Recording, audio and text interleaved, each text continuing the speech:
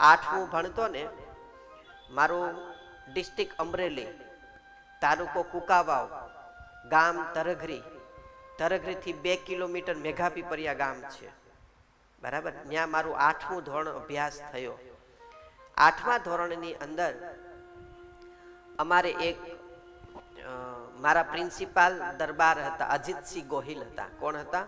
અને બહુ સંત જેવી આત્મા હતી, બહુ મસ્તીની વ્યક્તિ હતી. દરબાર હતા પણ રૂઆબનો હતો, એના બહુ મસ્ત હતા એ. તો આપણે સ્કૂલમાં સિલેબસ આવે ને ઘણી વાર, પીટીનો દાવ, રમત ગમત વિભાગ આવે આપણો, એના તો એવો અમારો એક વિભાગ હતો. એના સ્કૂલમાંથી ભાવનગરથી કોઈ યોગ ટીચર આવ્યા હતા. એના એ તો ખાલી સરકારના પગારથી આવ્યા હોય છે. કેવી રીતે આવ્યા હોય છે? સરકારનો પગાર તો હોય ને, એટલે સરકારના પગારથી એ લોકો ઉપર ઓર્ડર હોય કે ભાઈ આ સ્કૂલમાં તમારે આ વર્ષે જવાનું, એટલે જાય બધા. રમત ગમત અધિકારીમાંથી બધું આવતું હોય છે. તો 25 દિવસની અમારી ટ્રેનિંગ હતી, યોગની ટ્રેનિંગ હતી. મને કંઈ ખબર ન હતી કે યોગ શું કહેવાય, આ યોગ યોગ શું કહેવાય, આ ધર્મના શું, મને એવી કંઈ ખબર ન હતી. હા, એટલી ખબર હતી, હું નાનો હતો ને તો અમારે ત્યાં એક ખોડિયારમાંનું મંદિર છે, ત્યાં અમે ઘીની સેવા કરતા. એના કે ઘી ખૂટી જાય તો અમે સેવા કરતા, ટૂંકમાં દીવો કરવા માટે. એના પણ એ બાલ મંદિર અવસ્થા. કેવી અવસ્થા હતી? બાલ મંદિર અવસ્થા. અને ત્યારે તો એટલા બધા રૂપિયા પણ નહોતા. એના બહુ એના તો માંડ 10 રૂપિયા વાપરવા મળતા, 5 રૂપિયા 10 રૂપિયા વાપરવા મળતા. એના અને એટલું બધું આપણે શ્રીમંત પણ ના હોય કે ઘરનું ઘી આપણે લઈ જઈએ, તો અમે ચોરી કરી આવતા ગમે ત્યાંથી. એના કોઈક બેન આમ ગયા હોય ને તો અમે ચોરી કરીને માતાજી ખોડિયારમાં મંદિરે પહોંચા. હું મારી વાસ્તવિકતા વાત કરું છું, નિખાલસતાથી વાત કરું છું. એના તો ચોરી કરી આવતા, ખોડિયારમાં મંદિરે કેટલી ભાઈ મૂકી દેતા. બસ આટલી મને ખબર હતી, બીજી કાંઈ હતી નહીં. બસ સાંજે થાય એટલે આરતીએ પહોંચી જતા, ton ton ton ton ton ton કરવા, બાલ મંદિરનું બધું કરવા પહોંચી જતા. પછી હું 8મા ધોરણમાં આવ્યો. 8મા ધોરણમાં આવ્યો એટલે અમારી વચ્ચેના સમય પછી એક ભાવનગરથી યોગ ટીચર આવ્યા. અમે 27 લોકો એ ટ્રેનિંગમાં હતા, યોગની ટ્રેનિંગમાં હતા. પછી એમાં હરીફાઈ હતી કે એક આસનમાં લાંબો સમય સુધી કોણ ટકી શકે, આવી હરીફાઈ હતી. ગર્લ્સ બોયઝ બંને હતા, અને આવું હતું. અને અમારી શિબિર 11 દિવસની ટ્રેનિંગ હતી. 25 દિવસની ટ્રેનિંગ હતી. એમાં 11મા દિવસે, એટલે મારી 11 તારીખ જુઓ, મારી જન્મ તારીખ પણ 11 છે. એના મારી જન્મ તારીખ પણ 11 છે, મારા શરીરની તારીખ પણ 11 છે. શરીરની તારીખમાં ખબર પડે ને, શરીર એટલે શું? માના ઉદરમાંથી બહાર નીકળે શરીરની તારીખ. અને મારા અંતર આત્માના જાગરણની પણ તારીખ, એટલે કે આત્મ સાક્ષાત્કારની પણ તારીખ 11 છે. ત્યારે 11 તારીખ હતી અને 11મો દિવસ હતો. 11 તારીખ હતી અને 11મો દિવસ હતો. તો ત્યારે એ 11મા દિવસે અમારે 2 સેશન હતા, સવારે અને રાત્રે. 2 સેશન હતા. પછી અમે સાયકલ લઈને તરઘરીથી મેઘાપીપરિયા, પીરિયડ 5 વાગે સ્કૂલ પૂરી થઈ જાય પછી અમે ઘરે આવી જાય. પછી અમારા પીટીના કપડાં પહેરી અમે સાયકલ લઈને પાછા ઉપડીએ ત્યાં સ્કૂલમાં. 11મા દિવસે સર્વાંગાસનનો વિષય હતો. કયો આસન હતો? સર્વાંગાસનનો વિષય હતો.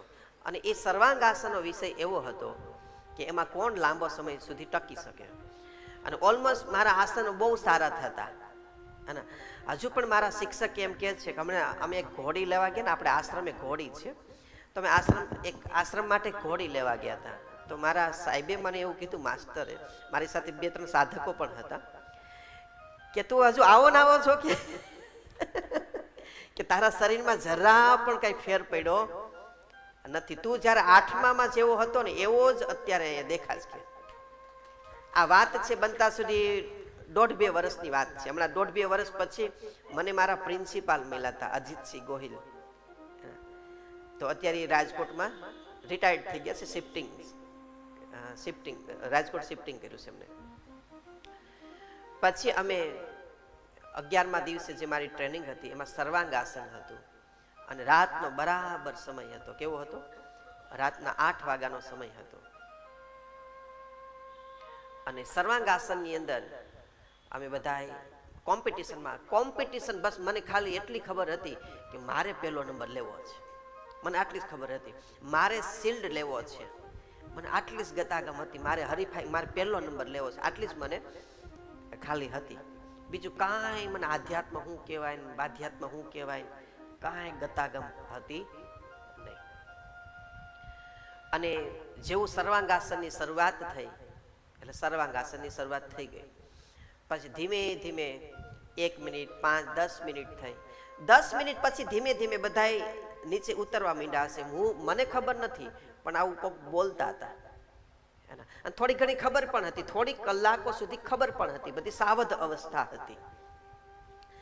10 મિનિટ પછી બધા ધીમે ધીમે નીચે ઉતરવા માંડ્યા. ખબર પડે ને કે આસનમાંથી બધા થાકી જાય એટલે નીચે આવવા માંડ્યા. પણ હું ના આવ્યો સર્વાંગાસનમાંથી. હું ઉપર સ્થિર રહ્યો. 10 મિનિટથી ઉપર અડધો કલાક થઈ ગઈ. 2 કલાક થઈ ગઈ. 3 કલાક થઈ ગઈ. એક આસનમાં સ્થિર રહેતા 3 કલાક થઈ ગઈ. પછી સામે ટીચર હતા, યોગ ટીચર હતા. એ થોડા આમ જાણ ભેદુ હતા કે એના કોઈક ગુરુ હશે એને કીધું હશે કોઈનું આસન હોય ને એમાં એને હસ્તક્ષેપ નહીં કરવા.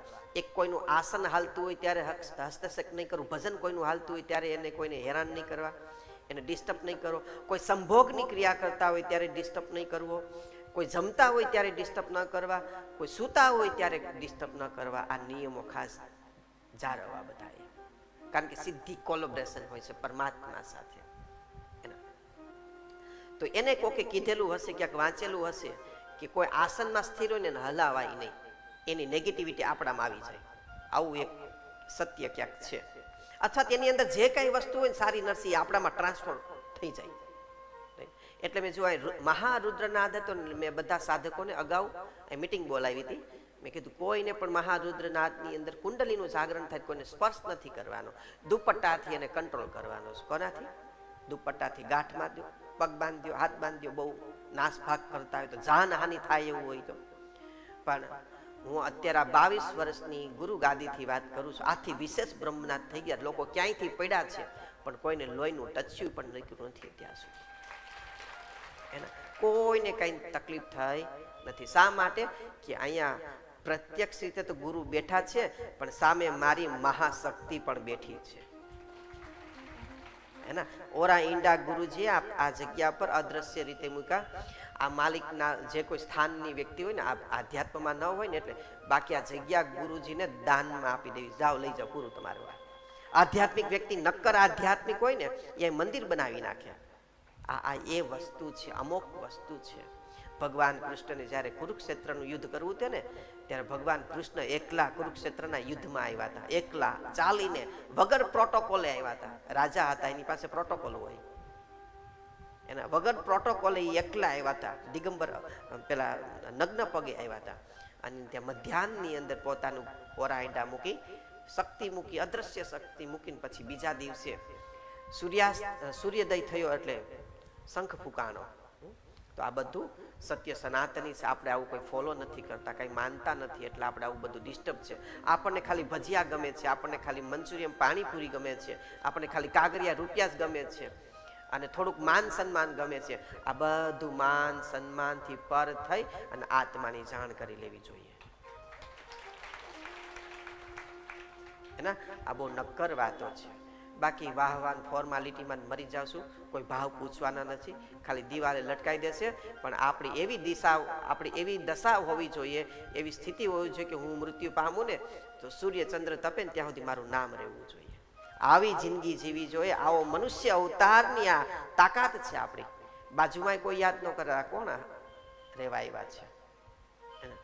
તો 3 કલાક થઈ એટલે એને મને એ શિક્ષકે, યોગ ટીચરે મને ડિસ્ટર્બ નહીં કર્યો. પછી ધીમે ધીમે ચિંતામાં મુકાય છે બધાય કે આમ શરીર અડે છે તો શરીર ઠંડુ નથી, નહીતર એટક આવી ગયો હોય ઘણી વાર, શરીર સ્થિર થઈ ગયું હોય તો જોવે છે કાન પાસે અહીંયા નાડી હોય છે, સુષુમ્ના અહીં ચેક થાય. અને અહીં પણ ચેક થાય. તો પલ્સ બધું ચાલે છે, બધું શરીર ગરમ છે, શરીર વિશેષ ગરમ છે. થર્મોમીટરથી ચેક કરે છે તો 104 ડિગ્રી 5 ડિગ્રી તાપમાન છે આનું. કેટલું? 104 ડિગ્રી 5 ડિગ્રી તાપમાન છે. તો ધીમે ધીમે ડોક્ટરને બોલાવે છે ત્યાંથી કોઈને, અને ગામડાના પેલા ડોક્ટરો હોય એને બોલાવે છે. પણ ડોક્ટરો એમ કહે છે કે આમને કંઈક થઈ ગયું હશે, આને કંઈક મગજમાં કંઈક નસ બસ ફાટી ગઈ હશે, ક્યાં નીચે નથી આવતો, આમ કંઈ થતું નથી. પછી એક અમારે રણુજા છે ત્યાં તરઘરીની બાજુમાં ખજૂરી પીપરિયા ખડખડ, આવું નામ સાંભળ્યું છે ને? તે એક રણુજા છે, ખડખડની બાજુમાં એક રણુજા છે. ત્યાં બોઘા ભગત હતા. કોણ હતા? કેટલા લોકોએ નામ સાંભળ્યું છે? બોઘા ભગત. તો એ બોઘા ભગત હતા. એ બોઘા ભગતને પેલા જે યોગ ટીચર છે ને ભાવનગર ફોન કર્યો, તો કે રહેવા દો ને, એમને થઈ જશે. પછી આને કોઈક બોઘા ભગત સાથે, સંત સાથે કંઈક હશે સંબંધ, તો એને ફોન કરે છે કે ફોન એટલે મોબાઈલ તો નહોતા ત્યારે, દોરડાવાળા ફોન હતા. તો એને ફોન કરે છે કે આ રીતની અવસ્થા છે તો આધ્યાત્મમાં શું માનવું જોઈએ. તો બોઘા ભગત એમ કહે છે 3 કલાકથી ઉપરની વાત છે, 3 કલાક થઈ, 5 કલાક થઈ, 10 કલાક થઈ અને 11 કલાક થઈ. કેટલી? તમે જુઓ, બહુ સરસ નીચોડ આવે છે. 11 તારીખ, યોગ શિબિરનો 11મો દિવસ અને 11 કલાક. એના બરાબર 11 કલાકે એને ફોન કરે છે એના, એટલે બ્રહ્મ મુહૂર્ત થાય છે. શું થાય છે? બ્રહ્મ મુહૂર્ત. કારણ કે સવારના રાતના 8 થી 11 ગણો છે, કેટલા થાય? 11 કલાક ગણો છે, કેટલી થાય? એના બ્રહ્મ મુહૂર્ત શું કહેવાય? બ્રહ્મ મુહૂર્તના પરોઢીએ એ બોઘા ભગતને ફોન કરે છે કે આ રીતનો એક સ્ટુડન્ટ છે અને આવી રીતે આમ થયું છે, તો આને આધ્યાત્મિક શું કહેવાય? તો એ બોઘા ભગતે ખાલી એટલું કીધું કે કાંઈ કરવાનું નથી, ખાલી કોઈ પણ ફૂલ હોય એ ફૂલ નાક પાસે સૂંઘાડો અને અંજલિ છંટકાવ કરો એટલે ઓટોમેટિક 1 સેકન્ડમાં નીચે આવી જશે. અને હકીકતે એવું જ કર્યું એમને. એવું કર્યું તો હું સીધો નીચે પડી ગયો, એટલે કે મારી નોર્મલ અવસ્થામાં હું આવી ગયો. અને એ 11 કલાકની જે જર્ની હતી ને, એના હું મારા અનુભવના આધારે વાત કરું છું. એ હું મારે હોઠથી જીભથી મારે કેમ તમને વ્યક્ત કરું? એ 11 કલાકની જે જર્ની હતી ને, મને બધા શાસ્ત્રો મગજમાં આવવા માંડ્યા. એક એક લીટી, પાના નંબર, પેજ સાથે એક એક શ્લોક, એક એક સ્કંદ, બધું યાદ આવવા માંડ્યું.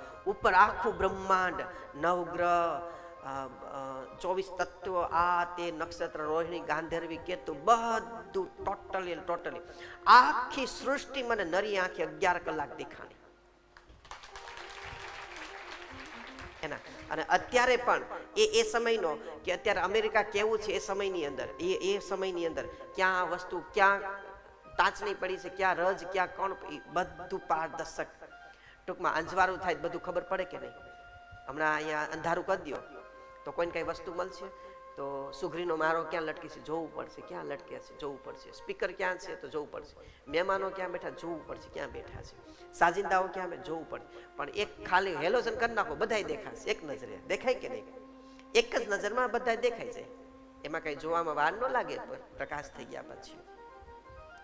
આ અનુભવ આ શિબિરમાં હું પહેલી વાર કહેતો હોઈશ મારા ખ્યાલ પ્રમાણે, હે ને? હું પહેલી વાર આ અનુભવ કહેતો હોઈશું. અને એ 11 કલાકની જર્ની એવી હતી, બધું એટલે બધું મને દેખાય છે.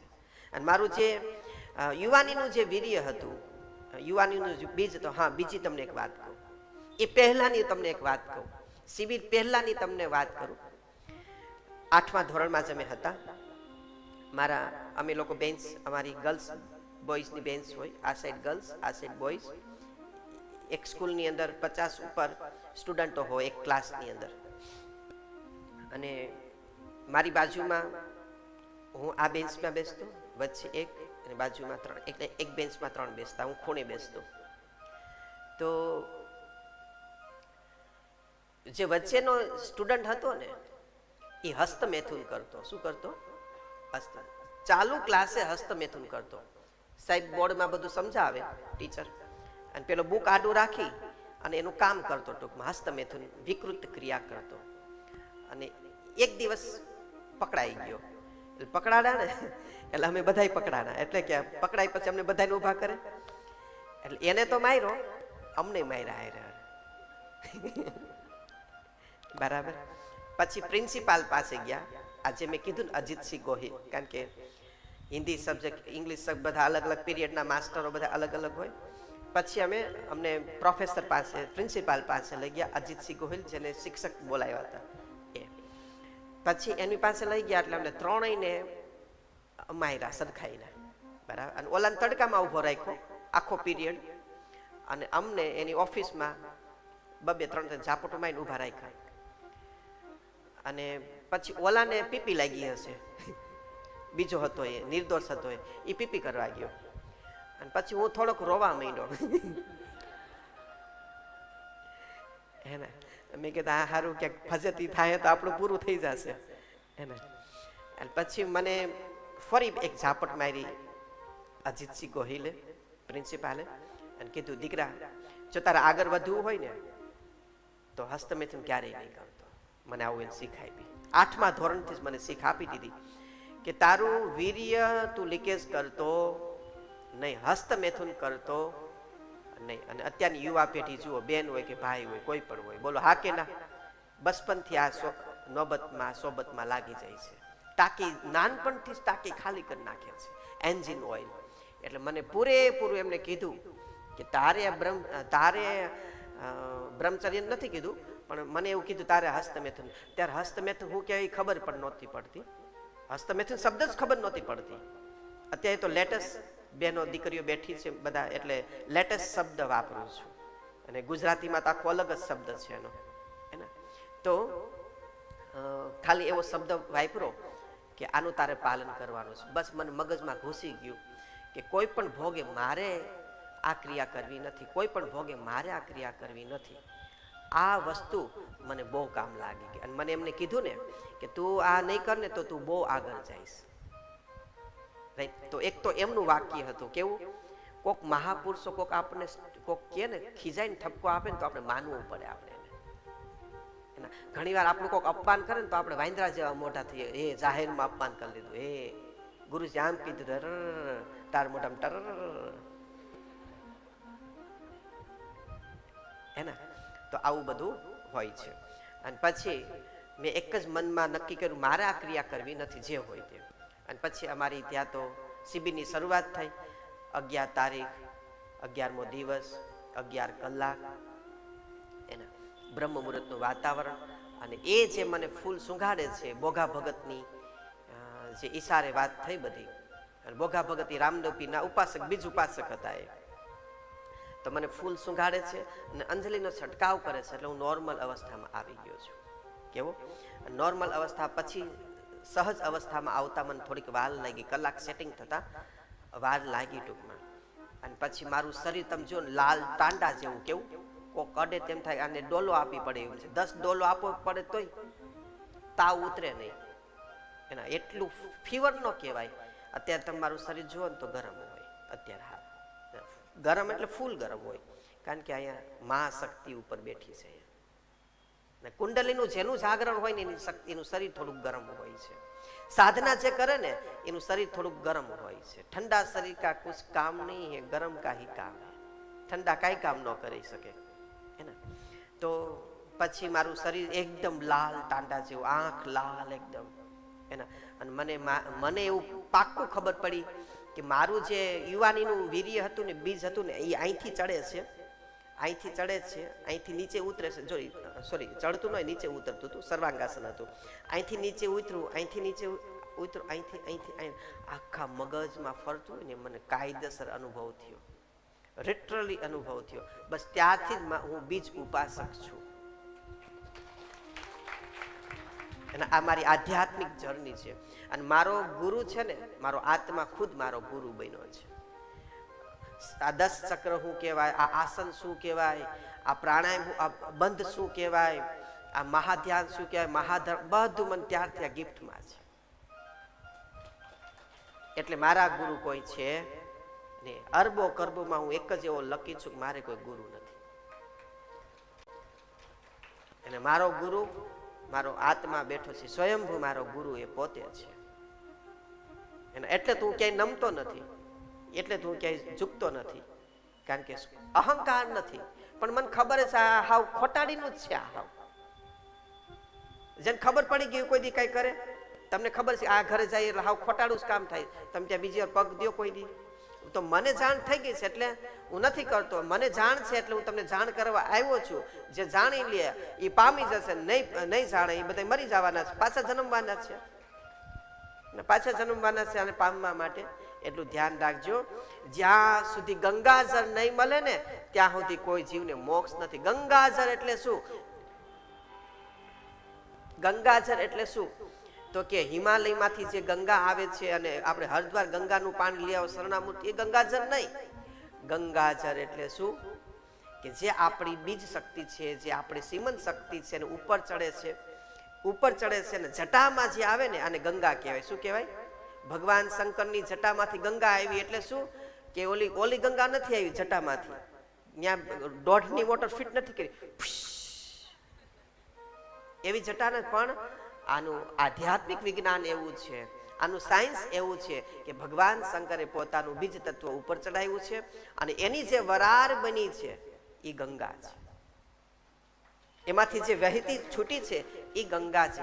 એ શરણામૃત કોકને જો પ્રાપ્ત થાય ને, અને મસ્તિષ્કમાં જ્યાં સુધી પ્રાણ હોય, મસ્તિષ્ક તારવામાં જ્યાં સુધી પ્રાણ હોય ત્યાં સુધી જો એને એક ટીપું મળી જાય ને, જીવતા ટીપું મળે અથવા એનું મૃત્યુ ડિક્લેર થઈ ગયું હોય અને બ્રહ્મરંત્રની અંદર એનો પ્રાણ હોય ત્યારે પણ જો ગંગાજળ મળી જાય ને તો જીવની મુક્તિ થાય. પણ લોકો ગંગાજળ અત્યારે હરિદ્વારના બધા પીપી સીસી કર્યું એ ગંગાજળ મોઢામાં નાખે છે. તો એવા ગંગાજળ નાખી કોઈ પાવન પવિત્ર થતું નથી. તો ત્યાં બધા લોકો જે પાણી પણ એનાથી જ લેશે, નાય છે પણ એને પીવે છે પણ એનાથી જ બધા. તો બધાને મોક્ષ જલ્દી મળવો જોઈએ. એમ ડૂબકી મારવાથી શરીરનો મેલ કપાય અને ગુરુના જ્ઞાનમાં ડૂબકી મારવાથી જ કર્મ કપાય. ગુરુના જ્ઞાનમાં ડૂબકી મારી લ્યો તો જ કર્મ કપાય. બાકી કપડા કાઢીને ગંગાજળમાં ડૂબકી મારો તો ખાલી શરીરનો મેલ ધોવાય છે. ગંગાને દૂષિત કરવા જાવ છો, પવિત્ર કરવા કોઈ જાતું નથી. તો આ મારી સત્યતા છે અને આ માર્ગ તરફ હું 8મા ધોરણથી છું. અને પછી મારી સ્થિતિ આખી બદલી ગઈ. પછી 8મા ધોરણ પહેલા હું બહુ ખેપાની હતો, બહુ મસ્તીખોર હતો. બધાએ ખેલ નાખી લીધા છે, બધી મજા શું કે કોકની પતેડી કોકની અણી કાઢી લીધી છે બધી પ્રકારની. એના 8મા ધોરણ થોડેક એવા હતા. બાલપણ તો એવું જ હોય ને ભાઈ. 8મું ધોરણ એટલે શું? બાલ્ય અવસ્થા, આપણે ગીલી દાંડિયા રમવાની સ્થિતિ હોય બધી. અને પછી મારી 8મા ધોરણ પછી હું સિરિયસ થઈ ગયો. એના પછી મારું ધ્યાન અભ્યાસક્રમની અંદર રહ્યું. અને પછી કાયદાના પ્રોટોકોલ પ્રમાણે, નીતિ નિયમ પ્રમાણે, સરકારના નીતિ નિયમ પ્રમાણે પછી થોડું ઘણું ભણ્યા એ બધું. ઓકે, જે કાંઈ સાયન્ટિફિક રિસર્ચ કર્યા બધાએ. એના પછી આગળ ભણ્યા, આગળ અભ્યાસ કર્યો કંઈ પણ. મેં 520 ડેડ બોડી ઉપર રિસર્ચ કર્યું છે. કેટલા? 520 ડેડ બોડી પર રિસર્ચ કર્યું. બહેનો ભાઈઓ વીખી નાખ્યા, ચૂથી નાખ્યા છે. અમે હજુ આશ્રમે પણ બહેનો ભાઈ વીખી ચૂથી રાખીએ, કારણ કે આમ મેડિકલી પણ મારો વિષય છે ને, થોડું શરીર વિજ્ઞાન પણ જાણું છું, થોડીક શરીરની સારવાર પણ જાણું. આ ઔષધ 5554 ઔષધિના નામાવલી ત્યારે મને 8મા ધોરણમાં યાદ આવ્યા છે. એ સમયમાં કે ઔષધિ, આ ઔષધિ ક્યાં કામ, આ બધું અંતસ્ફૂર્ણા. કેવી અંતસ્ફૂર્ણા હતી એના આ બધું. બાકી આ તાકાત છે બેસવાનું કઈ અહીંયા એના. તો પછી મારી બધી જર્ની ચાલુ થઈ. આ માર્ગ ઉપર મને જવા માટે બહુ તકલીફ પડી છે. ઘણા રૂપિયા મારે ખર્ચ કરવા પડ્યા છે. આ માર્ગ તરફ જવા નહીં દેવા માટે મને બહુ બધા લોકોએ રોક્યો પણ છે. પણ આજે એ જ લોકો માને છે કે નહીં, ઓકે વાત છે બધી એના. હજુ હાલ તકે પણ મારા પરિવારના કોઈ કામ હોય, જો કે પરિવાર તો હોય ને, ઓલમોસ્ટ સંત જ્યાં જેનું બીજ બદલી ગયું હોય ને, અંદર બીજની ઉલટ ચુલટ થઈ ગઈ હોય, તો પછી એની કોઈ, એ સંતની કોઈ જ્ઞાતિ જાતિ હોતી નથી. સંતનું મૂળ ના પૂછાય અને સંતનું કુળ ન પૂછાય અને નદીનું મૂળ ન પૂછાય. નદી કેટલી ઊંડી છે એવું પૂછાય નહીં, પાણી આવતું પી લેવાય. ઓકે, તો ક્યારે પણ સંતો મહાપુરુષોની જ્ઞાતિ જાતિથી કોઈએ વંદન કરવા જોઈએ અને જ્ઞાતિ જાતિ જોઈને ક્યારે જવું જોઈએ નહીં. આમાં હરિજન લોકો પણ, આમાં દેવી પૂજક લોકો પણ સંત થઈ ગયા છે. બોલો હા કે ના? આમાં તો વાલ્મીકી સમાજ પણ પરાકાષ્ઠાએ પહોંચી ગયા છે. એટલે આમાં નાત જાત કઈ હોતી નથી, અને જે નાત જાત માને ને એનો પેલો હું વિરોધી છું. જ્ઞાતિ જાતિનો કોમવાદ ભેદભાવ હોવો જ ન જોઈએ આપણાની અંદર. હમણાં આપણે ગ્રીષ્માનું મર્ડર થઈ ગયું હતું, ખ્યાલ છે ને? ગ્રીષ્મા જ ને મર્ડર થઈ ગયું હતું, ગરુ કાપી નાખ્યું હતું પેલા એના પ્રેમીએ, પાસોદરા જ ને, પાસોદરામાં. તો એક ખહુરિયા કૂતરા જેવો હતો અને સામે કેટલા લોકો હતા, એના બધા એક એક આંગળી મારી ને તોય ઓલો મરી જાત, પણ કોઈની હિંમત હાલી નથી. પણ એ સોસાયટીમાં જો એકાદો આયર રહેતો હોત, એકાદો દરબાર રહેતો તો એની તાકાત નહોતી કરી શકે. બોલો હા કે ના? એકાદો કોક આયર રહેતો હોત, એકાદો કોક ભરવાડ રહેતો હોત અને એકાદો કોક દરબાર રહેતો હોત ને તો એની માની ઓકાત નથી એ કે ગરુ કાપીને જાય. લોહીના ગુણ ભજવે ભાગ. કેવા લોહીના ગુણ હોય બધા એના, તો તાકાત નથી ત્યાંથી હટી જાય. એટલે આવી આપણી સમાજની અંદર બહુ આવું બધું છે, જ્ઞાતિ જાતિના ભેદભાવ બહુ બધા છે. હા, બુટલેગરો હોય, આવારો હોય, એને નિગ્લેક્ટ કરવો, આપણે નો સ્થાન આપવું જોઈએ. પણ ઘણી જ્ઞાતિના લોકો બહુ સારા ઈમાનદાર લોકો છે, એના બહુ નીતિ નિયમ સાથે છે. અમુક મુસલમાન પણ જુઓ બ્રાહ્મણ જેવા છે, અમુકની વાત કરું છું, કેટલા મસ્ત છે. આપણે એમ લાગે કે આપણે બહુ સારી વ્યક્તિ છે. ઘણા આડી લાઈનમાં પણ છે. તો ત્યારથી મારી જર્ની ચાલુ થાય. મને આ માર્ગ તરફ પહોંચવા માટે બહુ કઠિનાઈ, બહુ તકલીફ પડી છે એના. હું રેડીમેડ કોઈ મને અહીં મૂક્યો નથી, મને કોઈ એક પૈસાનો પણ કોઈ સાથ સહકાર આપ્યો નથી. જે કાંઈ થયું છે ને એ મારી જાતે બધું ડેવલપ થયું છે એના. ખુદ પોતે પોતાની રીતે જ આગળ વધ્યો છું, બધી જ રીતે, દરેક પરિસ્થિતિઓમાં. અને જન્મતાની સાથે જ આ માર્ગ તરફ જતાની સાથે જ તકલીફો પડી છે, વચ્ચે પણ પડી છે અને હજુ હાલ તકે પણ પડી રહી છે. પણ આ ગટીઓ બહુ મસ્તીનો છે, ફૂલાવ્યા જ રાખે, ફૂલાય અંદર જે હોય તે. પણ આને કરાર પડવા દેવાની નહીં. આને કહેવાય યોગની સ્થિતિ એના. ભગવાનો ઉપર ભાઈ દુઃખ તકલીફ પડી, ભગવાનોને પણ જેલમાં જવું પડ્યું છે, ભગવાનોને પણ પથ્થરો માર્યા છે બધાએ, એના વિરોધ કર્યો છે. એટલે એવું આ સમાજનું કોઈનું કઈ જોવાનું ને આપણે અંદરનું બધું જોવાનું. ઓકે, એટલે આ મારી આધ્યાત્મની સત્યતા છે. એટલે હું બહુ નિખાલસતાથી, બહુ પ્રેમથી આ કાર્ય કરું છું. એટલે ફ્રીમાં આ જ્ઞાન મેં રાખ્યું છે. કેવું છે આ? અને મેં બચપનથી એક મારું પ્રાણ છે કે કોઈ બ્રહ્મ વિદ્યાની કોઈ ફી હોવી જોઈએ નહીં. પણ આ બધા કરતા હોય કાઉન્ટર ઉપર, મને કહેતા હોય ગુરુજી આ તમે નહીં કરો ને તો હવે લોક મારવું પડશે કે કંઈક એના, કંઈક આમાં કરો તમે, કંઈક એના કંઈક રૂપિયા આવે એવું, કંઈક લોકો દાન પુણ્ય કરે એવું કંઈક યોજના તમે ઘડો કંઈક, નતર આમાં ઉછીના પાછીના કેટલાક દી રૂપિયા લીધા રાખશું આપણે, રાઈટ?